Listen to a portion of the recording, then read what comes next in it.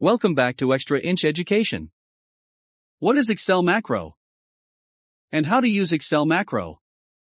At this video we will cover macros and show you how it allows you to automate repetitive tasks in Microsoft Excel to save your time. As an example, if you want to automate tasks, like copying, pasting data or change formats for a report you receive on monthly basis, Excel macros will help you to avoid repeating all the steps during that process just by one click. Excel macro will record your report modification steps instead of remembering and applying the same steps again and again. Now let me show you how.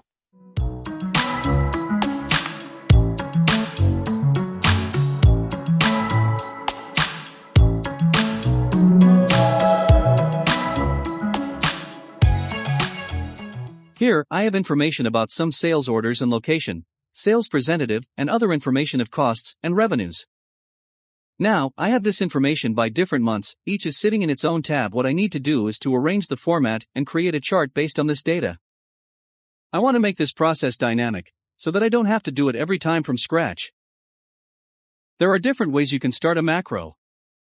One way is to click on this record button down here. In case you don't see it, just right mouse click and place a check mark beside macro recording. Another way you can record macros is to add to developer tab to your ribbon. Just right mouse click on your ribbon, customize it and place a check mark beside developer, and then click on OK. And you're going to see developer up here, and you get the ability to record macros, view macros, and a lot more. The first thing you have to do before start recording our first macro is to think about the steps that you want to do, because every click that you make and every change you make to a cell will be recorded. Now go to the developer tab and click on it, and here at the left click record macro, and it opens up a little wizard here that I can use to create this macro. So, I'm going to rename that, and I'll call revenue chart. Next I have to establish a shortcut key for this macro. Now if you think about this you know you have to be careful here, because there already are keyboard shortcuts we already have, like Ctrl-X, Ctrl-Z and Ctrl-C. Those are all already keyboard shortcuts. So put Ctrl-C here would be a mistake, because Ctrl-C already does copy. It's a good idea to put two keys in this box, so I'm going to hold Shift and tap A. So now Ctrl and Shift and A now is the keyboard shortcut that I'm reserving for this macro that I'm about to create. Now where's it going to store this macro in this workbook? We can give it a description if we want. I'm just going to leave these as is and click on OK. Notice here in the upper left, it says stop recording. It doesn't say record macro, so it is currently recording. So for now, every change that we make will be recorded from this point on. Click to stop the recording if you want. One thing to know while recording is that Excel macro is not recording time or mouse pointer locations, so I can move the mouse wherever I want. So what gets recorded is where I click, the options I choose and settings that I change in Excel only. Now if I start recording this macro by highlight this area here to insert the chart that we want, this will not works for other sheets, since our sheets here sometimes have more data and sometimes have less data, so fixing the range with this highlighted area will cause to cut off my data when I run the recorded macro at other sheets as our range is from A3 to L23. I'm going to go back to my first sheet and start hiding the unnecessary data and keep only the order ID and revenue. Next let's start the macro recorder.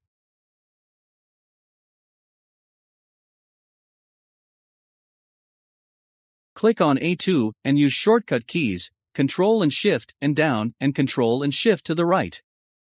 This is going to make the recording dynamic. Let's go to Insert, and from there insert a combo chart, and now with the chart selected, so don't click away and click back, because then the macro recorder those moves. Then just go ahead and make the adjustments that you want.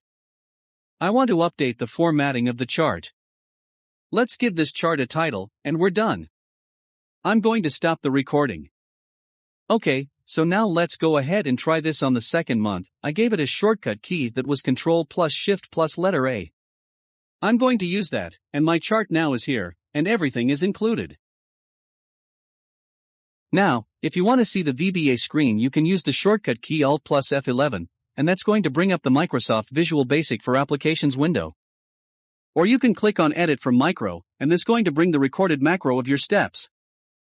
Now, to make sure that you have the right data every time you run your macro, we need to add another code to avoid receiving an error if I have an empty sheet, or if I have other types of data. To get this done you have to adjust the code, so in this case, I'm going to go with an if and say if range A2. So this is where I have order ID, if range A2.value doesn't equal to the word order ID.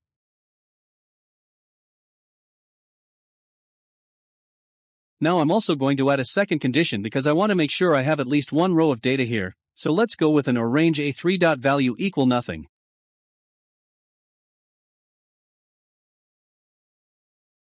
So, if either of these conditions are present then, I don't want anything to happen, I want to exit the sub.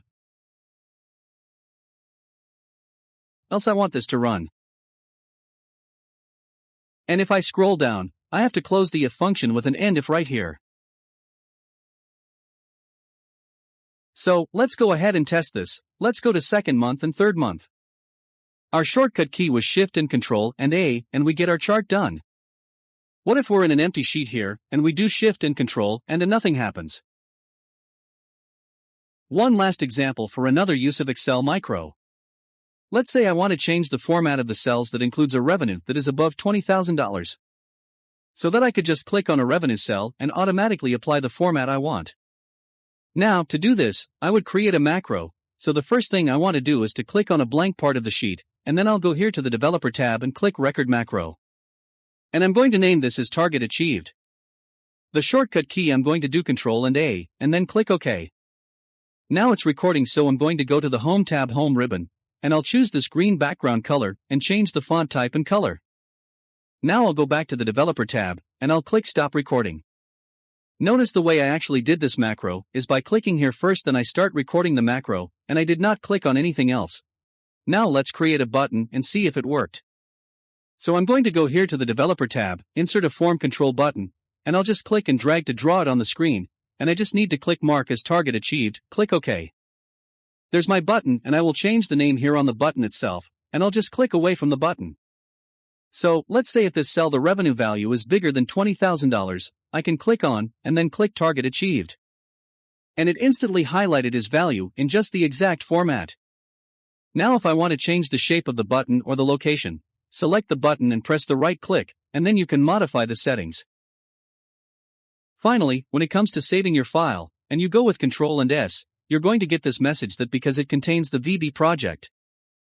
If you want to keep that, you need to save it as a macro-enabled file.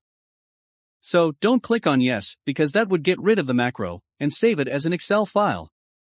Instead, click on No, change the type here to XLSM, and then save your file. Thank you for watching. Do subscribe to this channel in case you aren't subscribed, and I'm going to see you in the next video.